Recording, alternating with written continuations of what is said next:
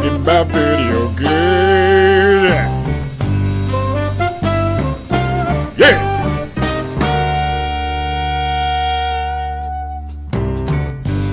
Hello everyone, thank you for joining us on the Donkey Kong Artist Podcast. I'm one of your hosts, my name is Patrick Shanley, and joining me as they do every single week, whether I want them to or not, is my best friends Edmund Arnold and Collin Codega. How are you guys doing today?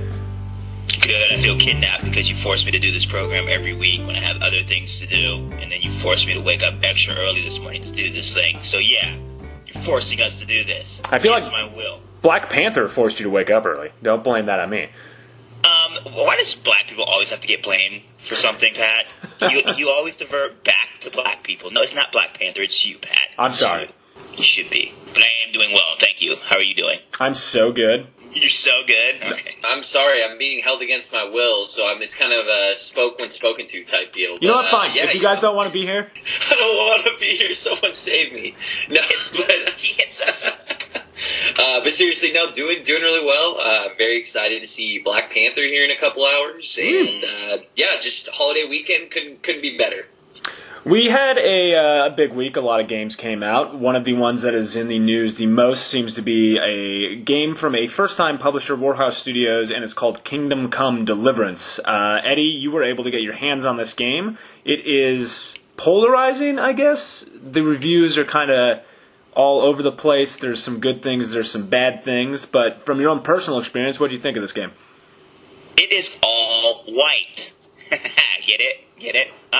It is, okay, I don't know. I'm having these weird emotions while I'm playing this game where I have intense desires of wanting to like it, and then I have intense lows of wanting to very much hate this game. So it is an extreme roller coaster that hasn't been comfortable for me so far. It seems to be what's reflected in the reviews. This is a weird game. It seems familiar, and yet at the same time it's not very familiar. It's sort of like a slower, I don't want to say a more boring version, but like a trying to be more realistic version of like an RPG. And that's what they're going for. They're going for this realism. Everything feels real. It's like essentially a walking simulator, and I know a lot of people are getting upset about that, but I'm doing a lot of walking. So one of my roommates comes home and sees me playing this game. He's like, "You're doing a lot of walking. I've been watching you play for 5 minutes, and you're just walking from there to there." So that's what it is. The mechanics are okay. I seem to enjoy them, but I don't know if that's going to be enjoyable for everyone, because you do have to sleep, you have to eat, you have to take baths, you have to wash your clothes, you have to build up your things like strength, agility, and all your stats are built up in the way of like Skyrim is built up. So the more you use it, the higher rating you get. But you have to teach yourself to read. You have to teach yourself how to ride a horse. You have to teach yourself how to hunt. So you play this run-of-the-mill blacksmith boy, and you basically have no skills whatsoever. So everything where you start with this game is very, very, very basic. The archery has no reticle. You have to basically guess where your arrows are going. The game or the fighting mechanic, the one-on-one sword mechanics is very slow, methodical. It kind of feels like you're underwater. I don't know if I like it or not still. But everything of this, they just steep it in realism. They try to make it as real as possible, and that ends up making the game very boring. History is not coming alive for you. And the story is good. I mean, it's history, so there's a lot of like a king kidnaps a usurper kidnaps a king in order to take control of the kingdom. There's like this little half-brother thing, but it doesn't really matter to you because you're just this blacksmith's son, right? So for that, I kind of applaud them because they kind of make the story very personal. Mm-hmm. You don't feel like you have any stake in this bigger thing that's going on. Mm-hmm. It's just this background playing, right? Your more personal story is avenging your parents' death. Sorry for the spoiler. You're going after these group of bandits that you've seen basically grave rob your old town that was ravaged or whatever. That's basically the gameplay or the main story loop. So that's your story, but then you're hearing about everything that's going on in the Czech Republic at the time, and it's interesting, but it's boring. It sounds like if PBS made Skyrim. That's exactly what it is, and it's they do a good job at that. I mean, the codexes explain everything. I mean, it explains what the women of the time are doing. It explains, like, servitude back. So, I mean, it has everything, and it's very easy to read. It's very easy to digest. So in that regard, if you like history, go ahead and pick this up. But just notice you're playing a history game. Right. And I don't even know if we have a lot of history games, but it's a history game. Now, Eddie, with it being historically focused, I do see how it would make sense to applaud the studio, Warhorse studio, since they're, really going for the era of realism. Now, do you think it would be a little bit more interesting if they took someone that was maybe historically significant that you would play as, or if you were a little bit more entrenched into the decision-making of the times, or do you think it actually benefits from being just a nobody in this grander historical setting? It benefits from you being a nobody in this grander setting because it actually feels like you're building this person from the ground up. So every time I talk to a different person, you give a whole bunch of wealth of options to choose from, but you're basically building your speech patterns from the ground up. So in that regard, and I think if you're playing as a historical figure, that's where things can get murky, and you can't really play along with the story as much. Mm-hmm. But this one, you're basically free to do everything. And I think a lot of times where games mess up is where you're playing this historical figure, and you really feel like you're having to stop the world from ending. This game feels personal. The story feels personal. And I like that. I like that more so than playing as, like, someone who is, like, needs to work in tandem with the other group of people in order to bring down Julius Caesar. Like, this seems like I'm never going to meet the king, right? I'm never going to have any type of... at least I know right now. And if he stays with this historical realism like he's saying, I hope this doesn't happen. That's an interesting take because it's like video games really focus on being the chosen one, being like the person to come in and actually like change historical events, or you have at least your footprint on it. So that is an interesting approach about being like, hey, you're nobody. You're and which is, it ties into the realism. Right. Yeah, it does. In their own words, because we were lucky enough to get an email interview with some of the developers on Warhorse Studios. This is what they said in regards to what we're talking about right now, is that it might be true we stripped away a lot of the established RPG helping wheels, speaking of a reticle and other things like that, but we focused even more on the R in RPG. Role-playing is an important factor in KCD, that's Kingdom Come Deliverance for those in the know, as your decisions matter and can change the outcome of quests. Will a wide range of gamers like it? I don't know, but we certainly try to deliver a buffet of different features and elements in KCD that offer not only a high replay value, but we also allow you to shape the game to your needs. Again, not having played it myself, but hearing you having played it, it seems to be a bit of both here. I applaud them for doing something different, and particularly for making a game where you focus on somebody who's not the savior of the world. But at the same time, I can understand why other games do that, because these are escapes, and it's fun to play as like the chosen one. So, I mean, the question just comes down to execution, and it seems like they executed some things and then not other things as well. I don't know, man. I don't even know if you can say they executed some things, because this thing is a technical nightmare. The pop-in issues are crazy.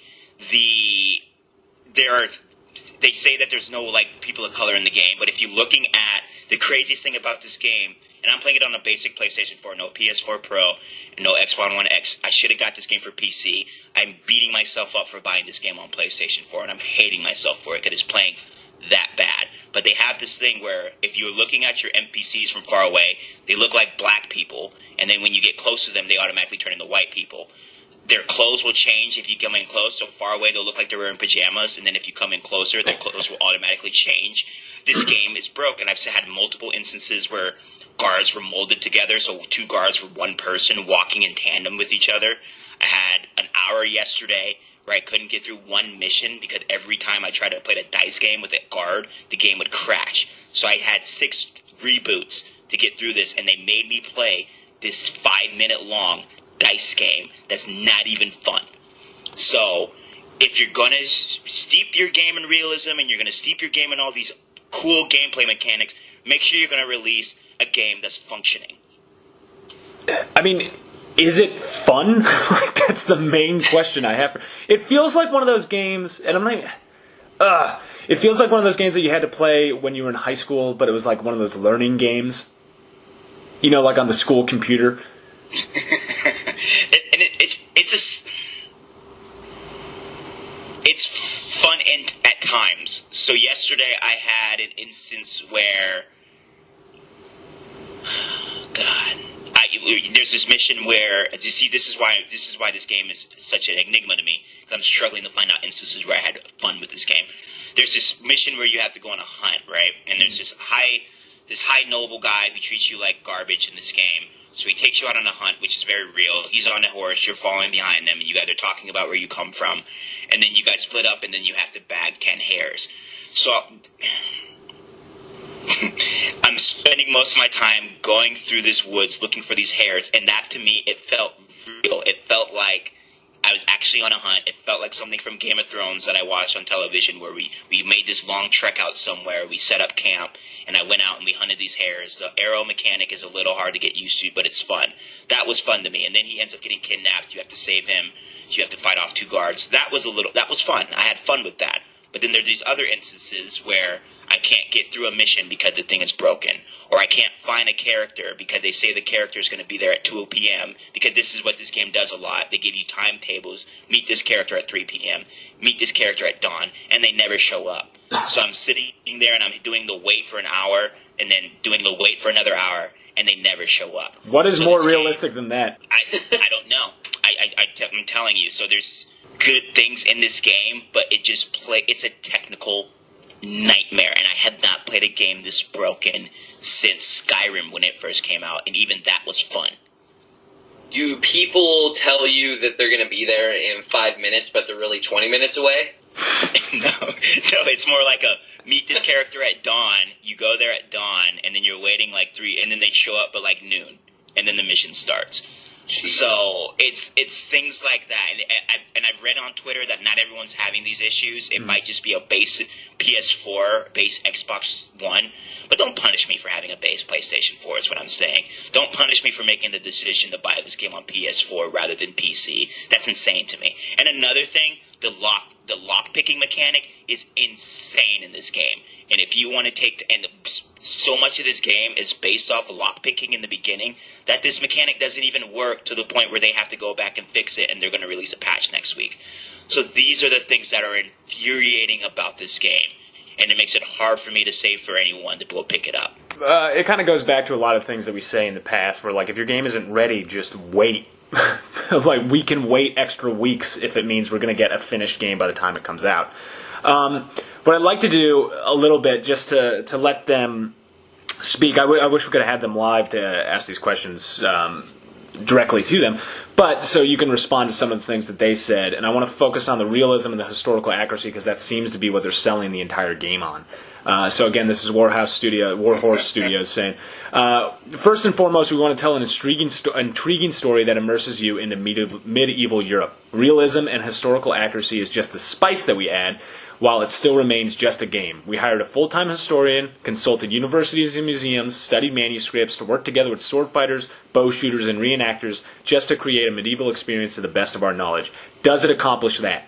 Can I ask a question because I don't know medieval Europe that much? Yes, as the resident expert on medieval Europe. And this is a very sarcastic question. It's going to come out very catty, but was English the predominantly used language back in medieval Europe? Because everyone's speaking English in this game, and if you're going to have a game that's steeped in historical reality, don't you think some of the people should be speaking, what was the predominant language back then? Where are you? I mean, you're in the Czech Republic in this game, You're right in the Czech Republic, yeah. Not everyone's speaking English, and most of the NPCs have an English accent, or an American accent. So it's like English with an American accent? Most of the NPCs do. That's bizarre. And if you're going to steep your game in historical reality, then you better go all the way, is what I'm saying. They went halfway. So every person in this game should not be speaking English, in my opinion. And I don't know if they didn't want people reading while they're playing such a boring game. I don't know what the decision was behind that, but that's just where I'm coming from. If you're going to steep your game into this, you better go 100%. It seems like there's a lot of similarities to Skyrim too, between like lock picking and conversation trees. It really seems like I'm trying to pick like not mean things, but it seems like a boring version of Skyrim. It is. They took everything that made Skyrim interesting and then put it in this game. And I would be a little bit more lenient on this game if some of the gameplay mechanics that they were doing were like monumental or life changing or wow, I've never seen that before. I've seen all this in other games before. I've seen everything in this game in other games before. But guess what? Those games worked when they came out. When speaking of Skyrim, one of my favorite parts of Skyrim is wandering around and talking to random NPCs and kind of hearing their snarky comments, or they'll say something just insanely rude or just super funny. You'll overhear people talking. How is the interacting with just random NPCs? I mean, is there a lot of variation in conversation and comments, or is it kind of just flatline, the same kind of cookie cutter for all the random characters that aren't really involved with the story? Oh, they kill Skyrim in that regard. Every NPC has something different to say. It encourages you to speak to every NPC because that raises your speech crap. The things they do around conversation and the things they do around speaking is actually really good. And in the interview, Pat asked, and I'm just going to go back to the interview real quick, what can players look forward to when the game releases that we haven't seen in trailers yet? And he responds, we emphasize the role-playing aspect in your personal decision-making a lot. Most likely there won't be any new things that we've talked about on our YouTube channel, but surely many people will be surprised that Kingdom Come Deliverance really doesn't grab your hand and drag you through the game. Sometimes you need to use your brain because we only tell you the most obvious ways for how you can solve questions. There might be other ways to solve them, and it's up to you to find out. So in that regard, yes, sometimes you can talk to NPCs to find other ways around quests to solve them. Sometimes they react differently to what you say to them. So in that regard, I feel like they've built a good world where every NPC is different and every NPC has something different to say. So I applaud them for that. But again, when I go and talk to someone and then they're like, it's the popping issues. And I can't stand the popping issues is when I talk to someone and then all of a sudden their hair populates on their head, right? Or their complete outfit changes. Oh, and another thing. So this game really, I'm sorry, I'm complaining a lot about this game, but I just have to get this out. This game emphasizes you to talk to people, right? And like I said, I'm playing on a PlayStation 4. You have to load every time you go into a conversation. There's a 5 to 6 second loading screen. Sometimes it goes up to 10. Every single time you go into a conversation. I want you to think about that. Every time you talk to an NPC in Skyrim, it goes into a 6 to 7 loading screen. That's like if every time I tried to talk to somebody in real life, I had to sneeze right before I started the conversation. That's what it is. So every time I go in and to talk to someone, I'm rubbing my temples because I'm getting so annoyed. And that is insane. Yeah, that is insane. That is particularly bad for a role-playing game because the entire point of the game is exploration and talking to NPCs that you're interacting with. And if it's a 6-second load time every time, it's going to discourage you from talking to those people. Absolutely. And it's... So you see what I'm saying with this roller coaster thing? Like, the NPCs, there's so many of them to talk to, and they're so interesting, and they build out this world, but every time you talk to them, you have to load. And do you really want to talk? Do you really want to go through a town and have to talk to every single person when you have to finish, when you only have like a 6-hour playing session with this game? You know what I'm saying? That's going to take your 6 hours right there. It seems like there's a lot of good, shrouded in like a lot of mechanical issues that are going on. Obviously, it's going to be a title that only appeals to certain people as opposed to other people just based on the subject matter itself and the way the game is presented, stripping away a lot of the traditional things from this genre of video games. All that being said, knowing that this is the first game that Warhorse Studios is releasing, is this a studio that you would follow in the future having played this? I think so. The foundation's there for me to be interested to maybe purchase another game by them. We'll see what they'll do with the updates with this game. I don't know, maybe in 6 months this game might be a fully functional game. We saw a lot of people were comparing this game to The Witcher. Don't do that. A lot of people were comparing this game to like Skyrim with all the bugs that they have. Don't do that, because this game is... Skyrim and Witcher are... I don't think they can be compared to this game because this game doesn't have anything that Skyrim and Witcher had going for them. This game is just another one of these open world survivor RPGs that is trying to base himself in realism. That's what their stake is, realism. And that in terms kind of makes the game a little boring. I like games like this, though. Don't get me wrong. I love games like this. Would I recommend this type of game to other people? No. This is why I would probably stick with it. If I were to recommend you to get it, I would wait a year, 6 months to a year, wait for all the patches to come out, and definitely buy it on sale. Do not spend the full price on this game. Well, and it strikes me as a game where it's almost like going to kind of go into the audience of like the Eves Online. It's just people that want to actually go and immerse themselves in like live a second life in an era that they can't even fathom living in real life right now. I mean, I guess you can go to medieval festivals, you can go LARPing, you can do stuff like that, but it's a way to immerse yourself in that historical era, and you kind of want to live there. Now, for myself, I would prefer a Skyrim experience, even if it is buggy. I'd prefer that because it's like, okay, I got 3 hours of game. I want to go fight some dragons. I want to do something ridiculous, and it's just addictive and fun. I'm not really looking for that experience to go immerse myself in a historical setting and be a piece of a larger kind of historical society. So I totally get it will appeal to a very niche audience. So I'm sure it's going to have a very big cult following, but I don't think the masses are really going to really adopt this type of gameplay. I don't know. It's how much did it sell the first weekend? I think it sold, or the first week, it sold real well. It did sell well, yeah. I think over 500,000 copies were sold. Let me verify that. That's more than niche, yeah. And I think people are kind of clamoring for this. And Pat, I don't think I really addressed your question. Yeah, I would play more games by them. I'd be interested to see where they go from here. And it's a small studio. I have to say, it's an accomplishment to put out a game that big. The game is huge, and I understand that when you put out a game that big, there's going to be a lot of issues with it. Mm-hmm. But, man, it's hard. I'm going to treat you like a AAA game.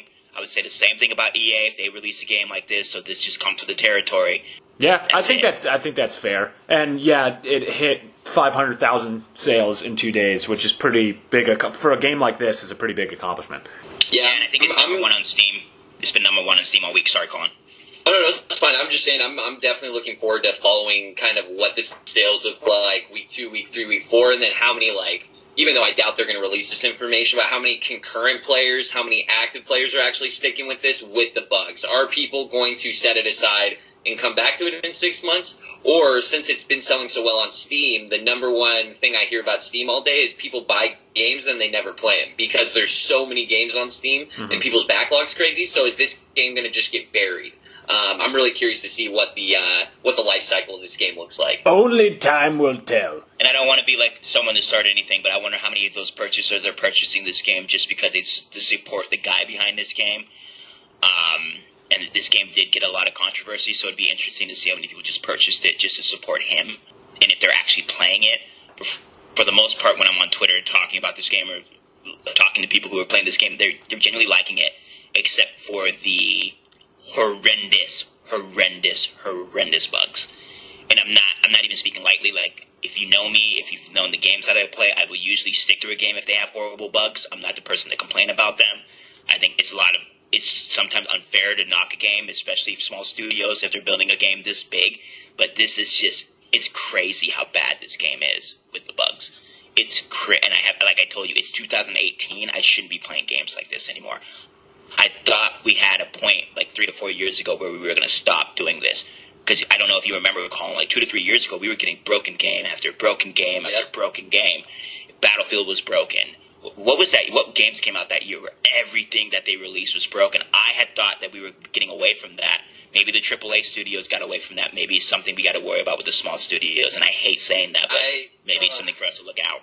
I want to bash my head on my desk because I say this every week, but you know why they keep doing it? Because 500,000 freaking people bought this game. So studios are going to keep pumping out shitty, broken games that have bugs because people buy them. People are still going to buy them. So once again, it was a good release window. It was like a perfect release window because no big name games are coming out. Everything coming out right now are like ports and games that people have already played before. This is like one of the first new experiences that have come out besides Monster Hunter this year. Right. So, and I think gamers are hungry for something right now. Yeah. So maybe studios need to look and start releasing games around the January or February, and maybe not stop this dead time that you guys always give us during this time. To call that out just for the January window, Dying Light a few years ago, got moved to the January release slot, I don't think that game would have had such a big following if it came out during the holiday season and got lost in the mix. So I think we're seeing a lot more publishers push to have the post-holiday release so it can get its own kind of window. I think that's what made Monster Hunter such a success. Not only it's an amazing game,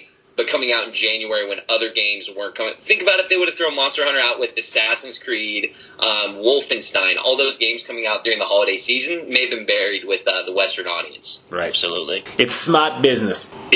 Smart business, see?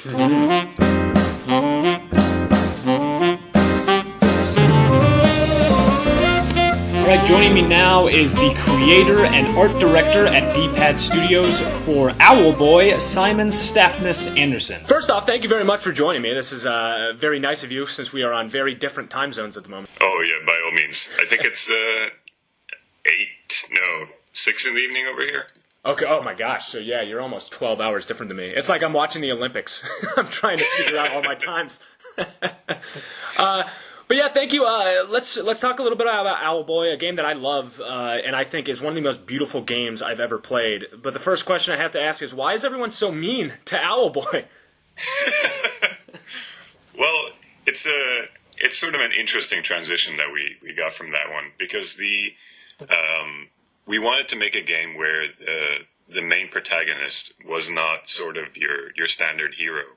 The idea is that you're not really that special, and that sort of permeates everything that goes throughout the rest of the story.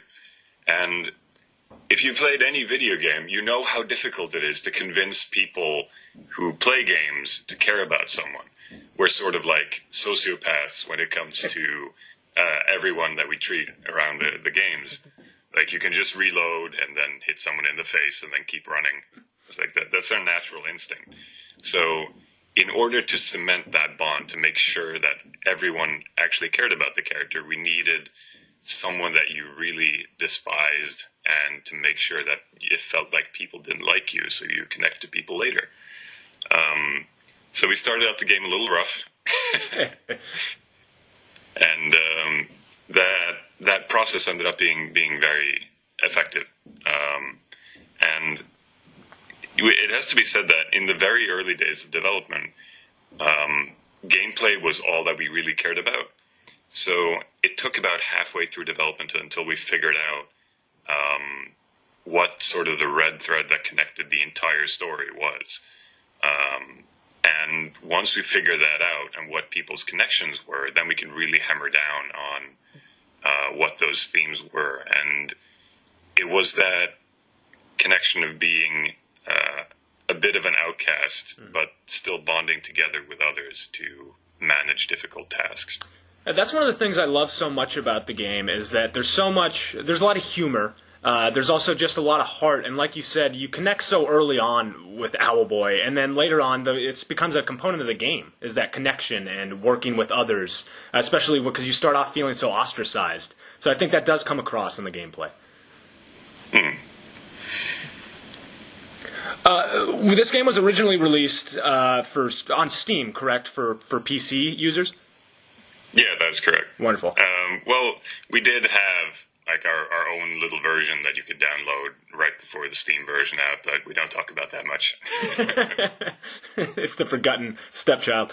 But now it's going to reach a much larger audience, hopefully, moving to the Switch. What was the decision behind that? Were you approached by Nintendo? Did you guys pitch this to Nintendo? How did this come about? Well, we'd all grown up with Nintendo as kids. The sort of the ironic thing, we were doing an interview about the release of Owlboy. When was it? I think it was on the day they revealed the Switch. Mm-hmm. So we were doing this as sort of a podcast thing, and we didn't realize that we were stepping into the Nintendo Direct at that point. So we just did it live and got a reaction for the reveal of the Switch. And as we were sitting there, we were just like, this would fit pretty well. It seemed to match all the controller types, and it had the correct button layout for it. And so we immediately started to scramble as to, how can we get it on this thing? And of course, we looked at all the different consoles because we want as many people to play it. We've had requests from every which way direction, but it seemed like pretty much everyone was very accommodating to have the game on their system. So Switch just seemed like a natural fit for us. Do things change when you switch? I would imagine, obviously, you have to map it to a different controller, but is there anything we can expect that's different in the Switch version than previous iterations of the game? Not as of current date. So we were considering a good few things that we wanted to add to it. But the longer we looked at it, the more we thought, we've been doing this for literally 10 years straight now. Might be better if we just make this as good of a version as we can rather than this extra expansive thing.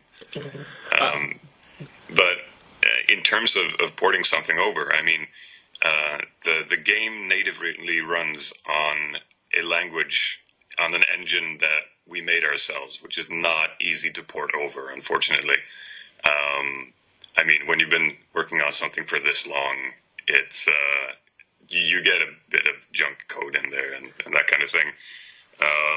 So just getting this thing to work in the first place was a massive challenge. So, it took 10 years to make the game. How long did it take to port it over to the Switch? Oh, I think we've been working on this for a little over a year now. Okay, so a bit of a quicker process. Yes.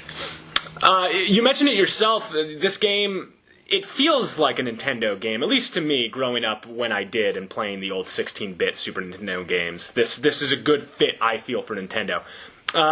Did you take inspirations from specific games for the art style of this game? Because, like I said, this is such a beautiful game. It's what everyone says right off the bat about this game. So what were your art inspirations for this? Oh, that's a lot. So I've always been like a massive fan of the Zelda and Mega Man games. Yes. I think Mega Man 3 was one of the first games that I really sat down and played forever. And I think Link's Awakening was the first game I ever bought with my own money. So it was, you can see a lot from that in there. Like the character designs, for example. Wind Waker taught me that the most important thing is to have very recognizable shapes for people.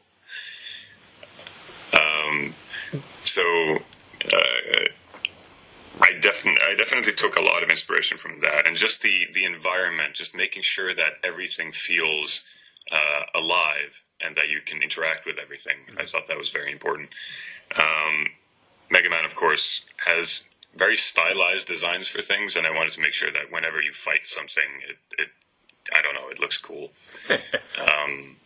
But of course, when it comes to the art side of things, one of the goals, and I realized that this has changed a lot in recent years because now pixel art is such a broad thing. But you have to remember back 10 years ago, the Wii had sort of just been announced. I think pixel art was mostly allocated to like flip phones and that sort of thing. So now the goal back then was sort of to bring this back and show people that you could do it properly. So I look to a lot of sort of classics now that aren't really remembered for their pixel art, but just being good games in general. So Breath of Fire 4, for example, had gorgeous pixel art, but it's kind of been lost to the waves of time. Even the old Capcom arcade games had fantastic art in them.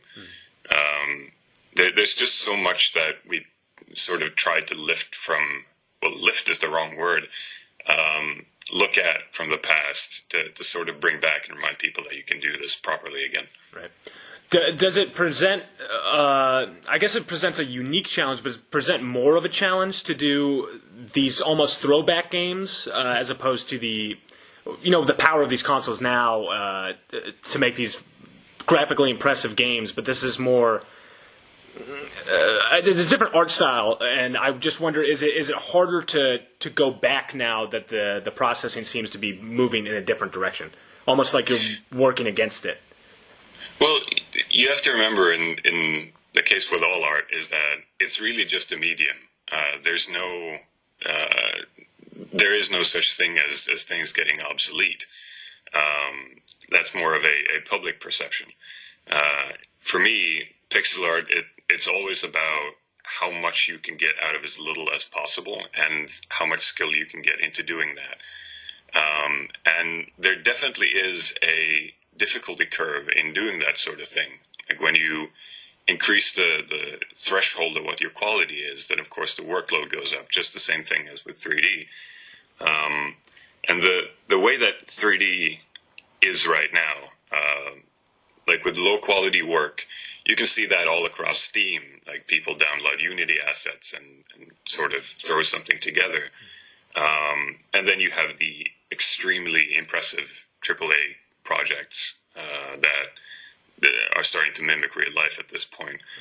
But when it comes to pixel art specifically, the thing is, yes, it takes an immense amount of work. Animations are not that bad, but backgrounds, just drawing something extremely detailed that the less you use of it, the more time-consuming it becomes.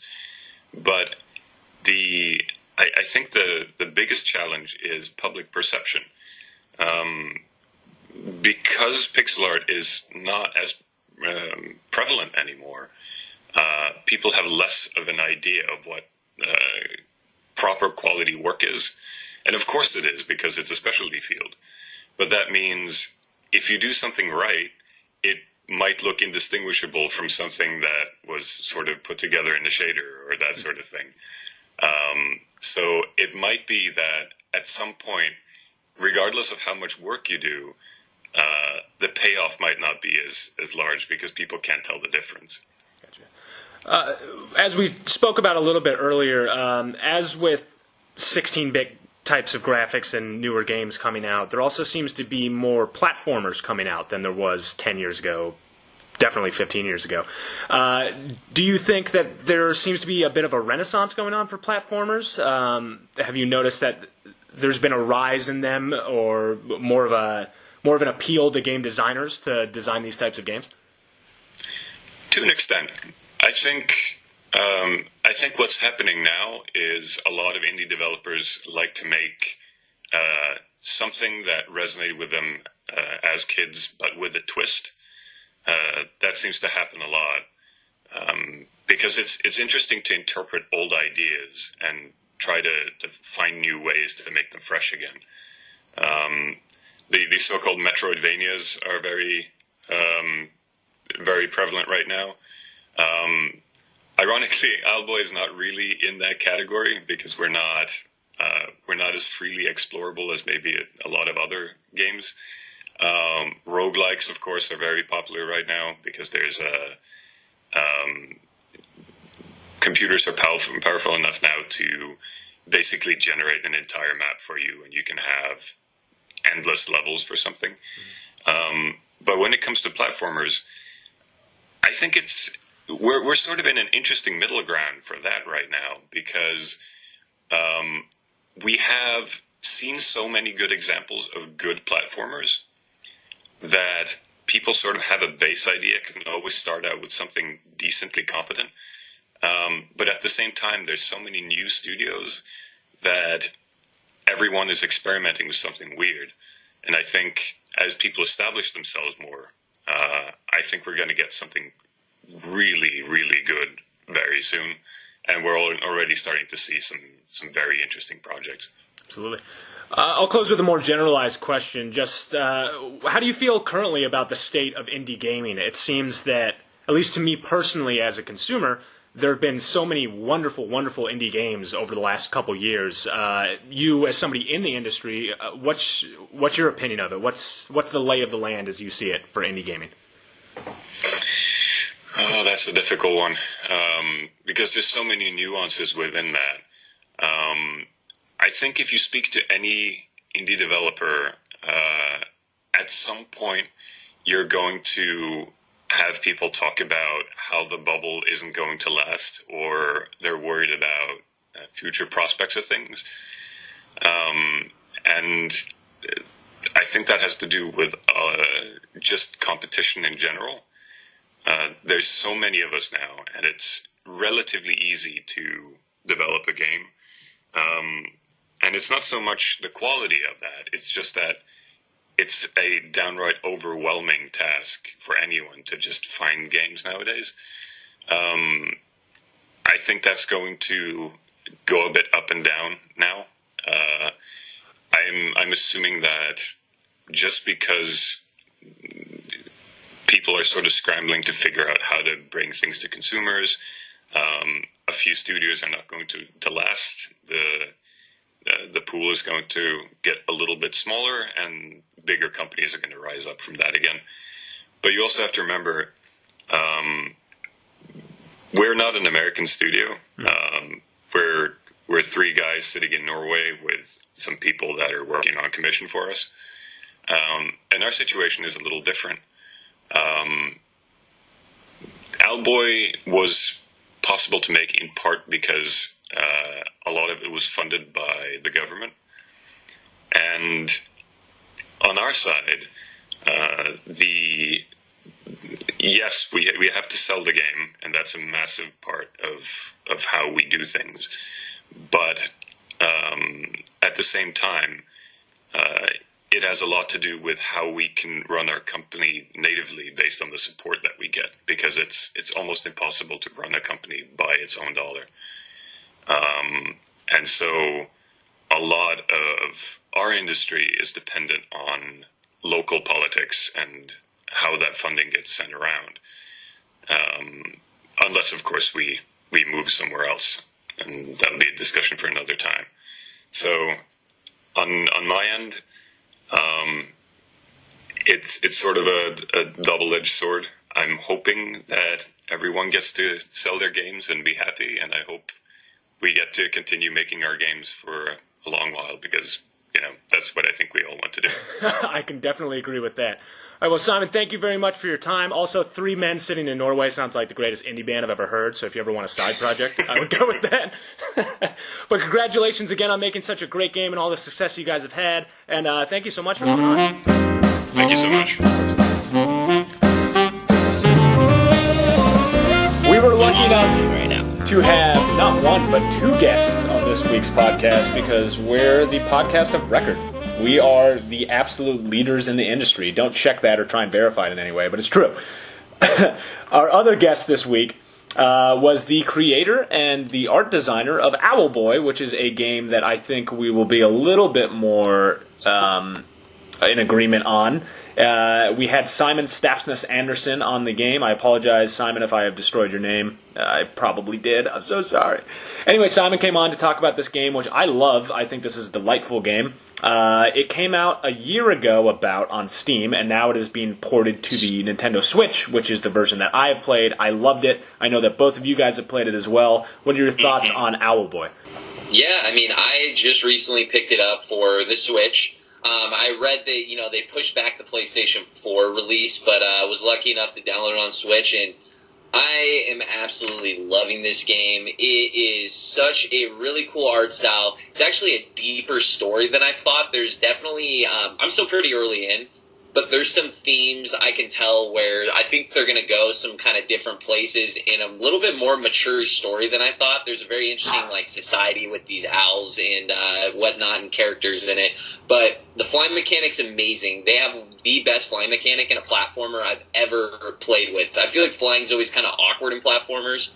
They nail it. The art style is amazing. The music is fantastic, and I'm literally every scene I go through, just looking at the background and the setting, it is gorgeous. I'm loving it. Looks great in the handheld. Looks great in console mode. It's the ideal perfect Switch game. I played it on my entire hour commute yesterday, and I'm loving it. And it's really the verticality. I played it on Steam back in 2016. It was my top 3 games of the year that year, I believe. I was absolutely enamored by this game when it came out. I've never played anything like that before. I love the mechanic around. It was kind of like a Metrovania, but without being a Metrovania, with the upgrades you could get. So picking up different characters, and they would have different guns or different types of abilities for you to use in order the progress of the levels. It was ingenious. It was something I've never seen before, and I absolutely loved it, and I'm so glad that you guys get to play it, because it was one of those games that I was so nervous that only PC people would be able to play. So I'm just so happy that everyone gets their hands on this. And I was so down on Kingdom Come Deliverance. I'm the complete opposite of Owlboy. Owlboy nails everything, and just calling that story gets so much better. It starts off so good, but your eyes are going to be like, what, by the end of it, because the things that they do with that story is simply remarkable. Owlboy, I just buy it. 2 times, 3 times, just buy it. This game, within the first, 35 seconds of the game with the story, made me laugh so loud that I had to set down the controller real fast because of how unexpected the way they treat their main character was.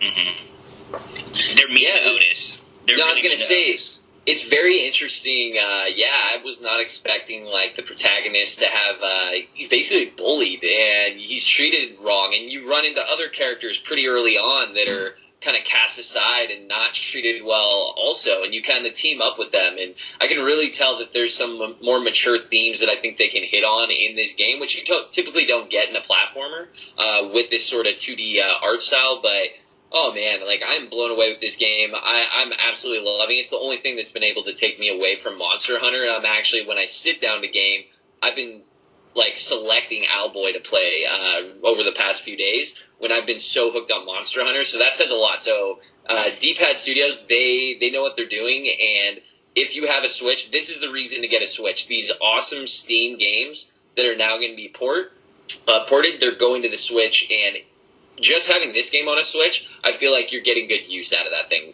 Also, there's fantastic Nintendo first-party games, but right.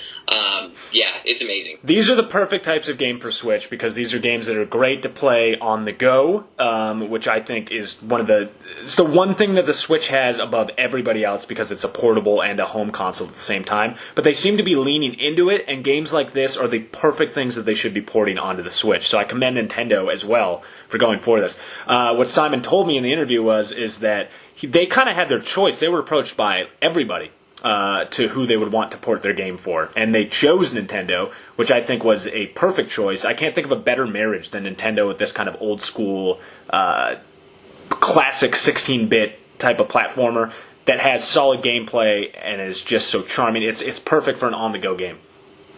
Absolutely. No, I'm literally in a boss battle right now, and just being able to hit pause, put my Switch into sleep mode, throw it down. Once we're done with the podcast, I'll turn it back on, and I can just pick up right where I was playing from. So it is the ideal Switch game, in my opinion. Yeah, we definitely need to see more of those Steam games kind of transition over to the Switch. I don't know if Undertale has made its way over there, but I would like to see Undertale over on the Switch. There's just a lot of those small PC indie titles that would just work well better on the Switch. It makes me think that Owlboy could have probably been an Nintendo Switch exclusive in a lot of ways. Could actually makes more sense on the Switch than any other system. So I'm hoping that they recognize the potential in that, and we get more projects like that. You definitely are seeing it in the eShop on the Switch. You're seeing a lot more platformers, but I'll just take a moment right now. I know you're probably not listening, but Motion Twin, developer Motion Twin, please, please, please, please get Dead Cells out of early access and put it on the Switch. I want that game on Switch so bad. That is the game I can't play. I don't have a gaming PC. I want it so bad. Put Dead Cells on Switch. And I think Dead Cells and Owlboy came out Dead Cells came out a year after, but yeah, they're similar veins, but Owlboy is just one of those things where it's just kids can play it, it's very accessible to anybody, it has that cartoony look to it, yet the story is so deep, and in a lot of ways, I liked it because it was similar to Kingdom Come, where you're playing a nobody, right? You're playing Otis, who's bullied by everyone. You don't have a big, save the world story. It's just you trying to progress. You trying to, grow up. You know what I mean? So I like stories like that, and I kind of wish we could see stories like that. Pat, what about Owlboy? Because you're very into these big games like Zelda and Final Fantasy and things like that. What about Owlboy drew you away from those big experiences, something a little bit more smaller and personal? Right. So, I'm glad we brought that up, because I'm going to preface it with this. I got Owlboy. I played it for hours. Probably sunk about 3 hours into it right off the bat. Just in one session, sat down and played this game because I was so enamored with it. And then I put it down, and I picked back up my Switch the next day, and it sits right next to Zelda in my little Switch queue. And I went right back to Zelda Because, look, this is me personally. Zelda offers me so much. There's so much to do in Zelda, and different types of gameplay and different worlds to explore. Whereas a platformer, I'm just going through a track that I'm on. I'm not saying that I don't like that. I've played lots of games like that I do like it. The only knock that I have on Owlboy is that the gameplay can be a little bit repetitive, and that it's a little too easy. It's not super challenging. I compared it a little bit to Cuphead just in its story. It took 10 years to develop Owlboy. It's from this small independent studio, even though they're from Norway. They were funded by the government. Cuphead was absolutely not funded by the government. These guys mortgaged their houses. But they both have beautiful, beautiful art style. But Cuphead is too hard for me to really get into, and Owlboy is a little too easy for me to really get into. I'm sorry. This game was funded by the government? Yeah. Mm-hmm. For what purposes? To fund a video game, I guess. I don't know. That's what Simon told me. I have to look that up, but that's what I heard firsthand from Simon. That's awesome. Can we get some type of government program over here where we can fund indie games like that? That would be kind of cool. You want your tax money to go to funding video games? I'd rather that than go build a wall. I would just prefer they fixed my streets in Southern California. Would be nice, but yeah, that would be nice too, right? Yeah. But whatever. Keep going. And Pat, what country is DPad Studio? Where are they located out of? They are Norwegian. Norwegian, okay. Yeah, they got that oil money. That's why, dude. They pay everyone like a tax stipend just for living there. So that's probably why the government's able to fund stuff like that, because they are oil rich. It's a much smaller country, too. I mean. No, it's not. And if you heard it here first, if you want to start a game studio, move to Norway. You might get it paid for by the government over there. Yeah, that's kind of my takeaway from all of this. And then if you're also hearing this, go listen to our last podcast where we explain to you why you should make your own video game and stop complaining. Nice Linking stuff. There we go. Oh, and also on top of that, you may want to be get good at making video games. Yeah, because that kind of probably helps too. I don't think they'll just give a blank check like, oh, hey, go to the video game office and here's a blank check to make your game. See? Nah, that's secondary. I say just go for it. Whatever. Yeah, just go for it. Just move. Pack up everything, move, sell all your items, and go make a video game in Norway. It's 100% foolproof. You heard it here first. If you make one like Owlboy, I have all your support. Look, I liked this game. I did. I liked it quite a bit. I thought it was the most beautiful game I've seen in a very long time. It's just, I don't know. I feel like more and more, when I get into a game, I'm into a game, and I will sink hundreds of hours into it. I am so far into Zelda, it's almost embarrassing. Like, I'm 100%ing Zelda. I'm nearing 100% completion on Zelda. So you got the Master Sword? Oh, I got the Master Sword 100 hours ago. Did you do so you got all the pictures and everything? You found all the memories and everything? Sure did. Oh, wow, Pat. Oh, wow. I think that also goes into the way kind of you're wired to play video games, though. Like you said, you're willing to put 100 hours into games. Now, that's not to say that you're buying every single new game that comes out and sinking 100 hours into every single one of them. Yet people like Eddie and me, like, we are ones who will, the new hot game that comes out each week, we may pull the trigger on it. And maybe we put some hours into it. But, the way you approach video games allows you to do that, and I get kind of jealous sometimes. I'm like, why am I buying some of these games when I should just sink 100 hours into Zelda? Like, what am I doing? Right. Well, no, you have 60 hours in a Monster Hunter. I have 80 hours in a Monster Hunter. So it just depends on the game. That's true. And there's a lot of games that really can't particularly hook you and I, Collin, because we're so used to like high quality games. So like, Pat's not, because Pat likes bad games. Well, Pat like bad dare games. you? But Pat likes these like story heavy. That's why I asked, like, what about? Because he texted me early on Monday, like, man, Owlboy's amazing, and I'm like, that's surprising to me, because the only other small project I think you've ever really liked that I've heard you say, and I could be wrong, was Super Meat Boy. I love Super Meat Boy. Because you love these like big projects, and I think that's why you work at Hollywood, because you like that type of entertainment. I have a question I keep asking questions, but we're talking about like Otis, and we're talking about Henry, that's the main character of Kingdom Come Deliverance, and how they're just like these nobodies, right? And they're kind of like, the story's real personal around them. Could we see this type of thing with Hollywood movies? Because, you see things, for example, and this is a bad example, I might get yelled at for it. How dare you? The Last Jedi, when Rey's, spoilers if you haven't seen The Last Jedi yet, it's coming up. Rey's parentage comes up, and she's basically a nobody, and people were enraged by that. And we see a lot of these movies where the main character is the chosen one, like you said earlier, Pat. Mm-hmm. Or the main character is, or a lot of the games that you play, Pat, Final Fantasies, that character is a a prince that's going to take the kingdom one day, or has some type of ability where they are like the end all be all of things. Do you think that we could get to a point where we could see more stories where the main character is a nobody? Is a no one, and more personal stories. Yeah, does that work? I love stuff like that. I think the reason why I personally am upset about The Last Jedi and what they did with Rey's parentage is because you are the ones who built it up into being a big deal. I don't care what Rey's parents are. It doesn't matter to me. But if you're going to spend an entire movie beforehand saying it's an important part of her character, just to be like, oh, no, it doesn't matter. Or like this guy Snoke, who's supposed to be this big, humongous main bad guy, and be like, oh, no, it doesn't matter. You're the ones who put that out there in the first place. That's true. Maybe that's a bad example. I'm trying to think of like another example. So like for like Frodo, was Frodo a nobody? Was Frodo no? He's related to Bilbo Baggins. Oh, okay. So he has like some type of royal lineage, right? Or not royal lineage. No, he does not. And this is. Lineage. I'm so glad you brought up Lord of the Rings because A, I'm reading Lord of the Rings right now, and B, I think it's my favorite story of all time because of that theme. The theme of Lord of the Rings is that the most unassuming creatures in the entirety of Middle-earth are the ones who save all of us. They are the bravest, they are the only people who could carry the One Ring, and that's the most beautiful part of that story to me, is that anyone can be a hero even though they're afraid the entire time while they're doing it. That's what Frodo is.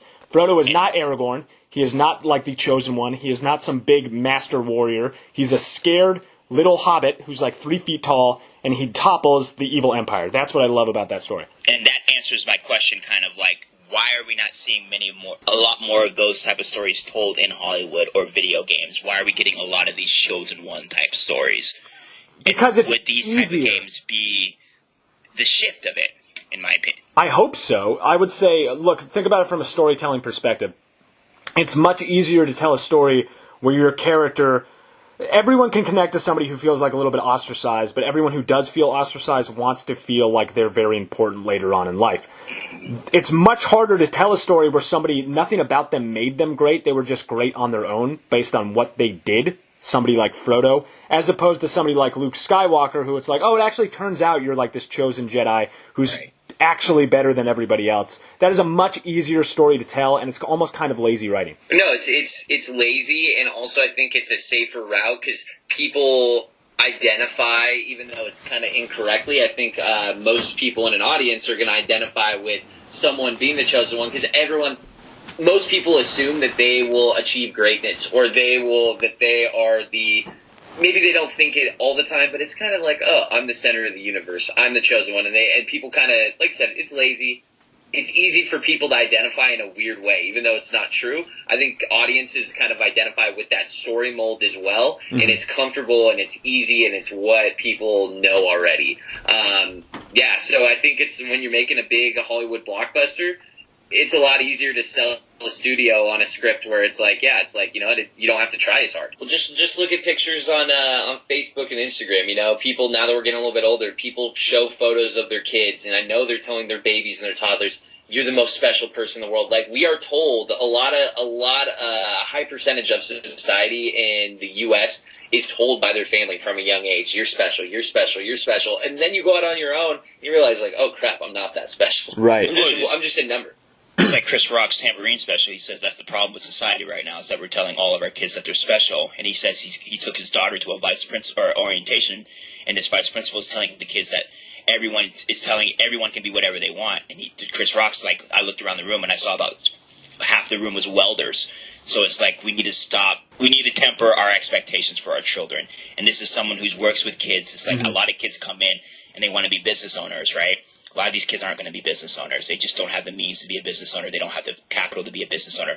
They could do it maybe but they want to do it now. So it's just like tempering these expectations for the youth and let them know that they can attain a lot of things, but it's better to master things that you're good. And that's controversial in saying what I'm saying right now. It shouldn't be, because let me posit this, and I say this as the son of an electrician. What is wrong with being a welder is the better question. Is why are you only... My dad's a car salesman. Thank you, exactly. Why are you taking your self-worth on what your paycheck is going to be? Do you contribute to the world that you live in? Are you a good father? Are you a good person? Are you a good mother? Are you a good son, a good daughter? Are you good to people around you? That's what exceptionalism is. It doesn't mean that you're the CEO. you're speaking heaven to me right now. I'm a CTE teacher, so basically I teach career technical. Like, no, you can be a refrigerator installation person. They make like $40 an hour. So, and you don't have a whole bunch of debt. So I'm not saying that there's anything wrong with being a welder. I actually encourage my kids to go in the welding programs rather than 4-year degrees. But I'm just saying, like, we need to temper the expectations for these youth. Not every kid is going to be an astronaut. Not every kid's going to be an actor. Not every kid is going to play in the goddamn NFL. We need to be realistic about what we're telling our children. How did we get here from Owlboy? It comes from the exceptionalism. Yeah, there's nothing wrong with that, and I think it's just like, you know, and as someone who went through a 4-year school, who went through and has worked, I've worked up in some different businesses, doing sales, doing account management, getting into some marketing, and going into those more craft experience jobs, you're making a lot more money out the gate. You're getting better benefits, and you're going to set yourself up for a long-term lifestyle. Now, other places, when you're taking on this debt, you're opening up businesses, there's so much more risk. So I think when it comes down to it, do what's smart. I think there's going to be some different paths people start going on than just the 4-year degree with what the focus has been the last 20, 30 years. And I think at the end of the day, look at it like basketball stats. Let's all just come into this world, tell our kids, hey, we all have a plus-minus. When you leave this earth, if you have a plus, and if everyone just had that mentality, I'm not saying you have to have a plus 20 and put up LeBron James numbers, but if you have a plus 1, the world's just a little bit better than from when you joined it. If we all took that mentality, it'd be a better place. That's so funny. That analogy. I say that so often, not in the basketball terms, but I say that exact message all the time. And if that doesn't work, just move to Norway and make a video game. Just ride the coattail of the Norwegian government, baby. Yeah, and I really want to make it known that I'm not bashing on welders or anything like that, because I come from a blue-collar family, but I'm just saying, like, you know, we have options out there. Our kids have options. Not every kid is going to be a LeBron James. They can be a Bob who works 9 to 5, who's making a good, like, $50,000 to $60,000 a year. That's a good wage, man. Yeah, so, and if everybody was LeBron James, then LeBron James wouldn't be very special. Yeah, that's true. Anyway, that took up a lot of time, and we're actually that a lot. Pretty much at the end of it. Let's close out with just a little bit. I want to know, Eddie, I know what you've been playing because we talked about it for the entire podcast. Collin, what have you been playing this week? You know what? I'm going to stick with some Owlboy, but really been finally hit the end game of Monster Hunter and working on my. Now they have like multiple sets of gear for different monsters, and the end game. The endgame's a little lazy. It's a little lazy how they introduce the story. No, the story. How they're just like, oh, monsters are back. How did this happen? My favorite, I'm sorry for interrupting you. My favorite part about the endgame is like, you essentially finish the last mission, and then you go on to the next mission. They're like, well, you've been gone for a while. It's time for you to get back. It's like, no, I was just like gone for 5 seconds. Just going on to another mission. I just saved the world, but whatever. Yeah, it's pretty lazy, but it's so much fun. It's my go-to, like, after a long day of work, just being able to sit down, throw on some music, throw on a podcast, and play some Monster Hunter. It's great. So I'm loving that game. I'm going to keep playing it. It's going to be tough to beat this game for Game of the Year. That's all I'm going to say. They set the bar high in January, so we'll see when December hits, but good luck, other developers. Luckily, we got Red Dead. Or no, that got pushed to 2000. Is that 2019 now? No, it's October. Yeah, 2018. October. There's still a chance, though. It may get pushed back, but there's some big shoes to fill with Monster Hunter. What are you playing right now, Pat? Not Zelda constantly all the time. All I play is Zelda. I'm sorry. It's like it's eaten my life. It's becoming a problem. I think I need to see a professional. A Zelda professional? I think you're okay. I think Zelda just has that hooks on people. You're just a little late again. Pat plays games late again. I just want to make sure it's good before I pick it up. Pat, just pop in the Game Shark, beat Ganon automatically, and just turn it off, and you're good to go. Deal. God, I miss Game Shark. Game Shark was garbage. Only way I could get Mewtwo. You guys are garbage. You guys are garbage people. Get out of here. We're not talking about Game Shark right Scrubs. now. You're scrubbing. Yeah, get out of here. Sorry, it's the only way I could fill my Pokedex, jerk. All right, thank you, everybody else, everybody except for Collin, because he's a cheater, for joining us yet again on the Donkey Kong Artist Podcast. We also have a website now. Woo! Yeah! And a big shout out. Come follow us. We have bi-weekly, I don't know. We have people writing for us too. So come check out our new article about some rumors in the Star Wars EA universe. I'm not going to spoil it, but come over and read it. Lots of great stuff over on that website. And a huge shout out to our friend Craig Batory, who is just a wonderful human being all around, for designing our website and for doing a whole bunch of awesome stuff and for just being the cutest guy in the whole world. Yeah, cutest tech whiz ever. Really quick, like to announce the winner of our Dragon Ball Fighter Z contest. Thank you for everyone listened. But Riley Brewer, you have won Dragon Ball Fighter Z. So please contact us at donkeykongartist@gmail.com with contact information so we can get you that game. Congratulations, Riley, and thank you for listening. Thank you very much, everybody. Find us on Twitter. Find us on DonkeyKongArtist.com. We are on Gmail at DonkeyKongArtist@gmail.com. Pretty much anywhere you can find someone on the internet, we are there. Go on Craigslist. Go on JDate. We're all over the place.